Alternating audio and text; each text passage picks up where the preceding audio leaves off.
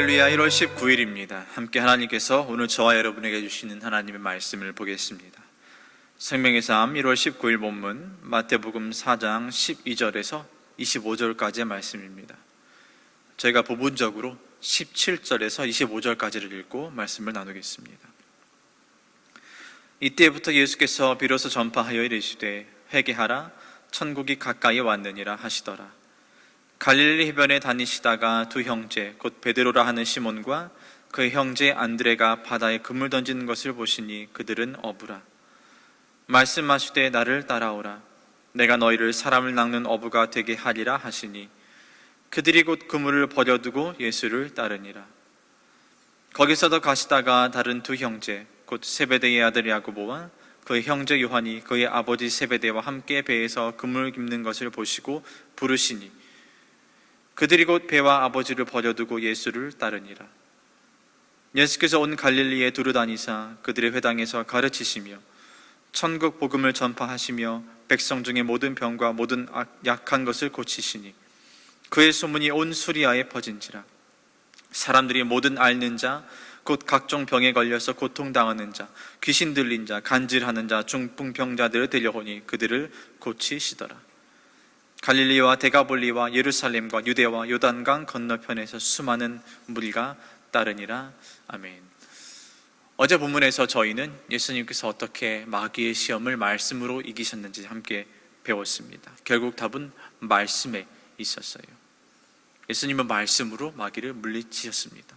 우리 또한 마찬가지예요. 우리에게 하나님의 말씀으로 가득한가, 사람의 목소리로 가득한가에 따라서 우리가 마귀를 이기느냐 아니면 마귀에게 지느냐, 이것이 달려 있습니다. 결국 저와 여러분, 그리스도인인 저와 여러분은 예수님을 본받아서 말씀으로 이 세상의 유혹 그리고 마귀의 시험을 견뎌 이겨내야 하는 것입니다. 예수님의 사역은 말씀이셨어요. 말씀 그 자체셨습니다. 예수님의 사역을 한 단어로 정리하면 말씀이라고 할 수 있는 거예요. 그렇다면 어떠한 말씀이냐? 바로 오늘 보면 17절에 나오는 말씀입니다. 이때부터 예수께서 비로소 전파하여 이르시되 회개하라 천국이 가까이 왔다. 복음이에요. 복음의 말씀. 이게 예수님 사역의 시작입니다. 예수님의 사역을 시작하시면서 가장 먼저 하신 일이 말씀을 증거하시는 거였어요. 말씀을 전파하시는 거였어요. 복음을 전하신 거예요. 여러분, 말씀을 전하시면서 처음에 기적을 행하시지 않았습니다. 말씀이 먼저였어요. 누군가를 치유하지 않으셨습니다. 말씀이 먼저였어요. 이 모든 일이 있기 전에 예수님은 이 말씀을 전하기 시작하신 겁니다. 여러분, 기적은, 치유는 사역의 모습이지 사역의 핵심이 될 수는 없습니다. 그러니까 예수님의 사역의 핵심은 다른 데 있는 게 아니라 이 말씀에 있었다는 것을 저희가 오늘 본문을 통해 알 수 있는 겁니다. 그래서 오늘 본문에 보면 예수님이 어떻게 핵심의 말씀을 두시고 사역을 하셨는지에 대해 말을 해주고 있어요. 자, 예수님이 오늘 세 가지 일을 하십니다. 말씀을 증거하십니다. 17절에 말씀을 전하시고 19절에 말씀으로 제자를 부르시고 세우시고 그리고 마지막으로 23절에 말씀으로 치유하십니다. 그러니까 이게 예수님이 하신 일이에요. 증거하시고 부르시고 치유하신 일. 이게 교회가 해야 할 일이기도 합니다. 예수님이 먼저 보여주신 거예요. 이 땅에서 예수님이 먼저 보여주신 일을 보고서 교회가 해야 할 일을 찾게 됩니다. 교회는 말씀을 증거하는 곳이에요. 교회는 말씀으로 사람을 세우는 곳입니다. 그리고 교회는 말씀에 근거하여서 사람을 치유하는 곳입니다. 교회에 말씀이 없다? 교회라고 부를 수가 없는 겁니다. 우리가 하는 모든 사역의 중심에는 이 하나님의 말씀이 있어야 하는 겁니다.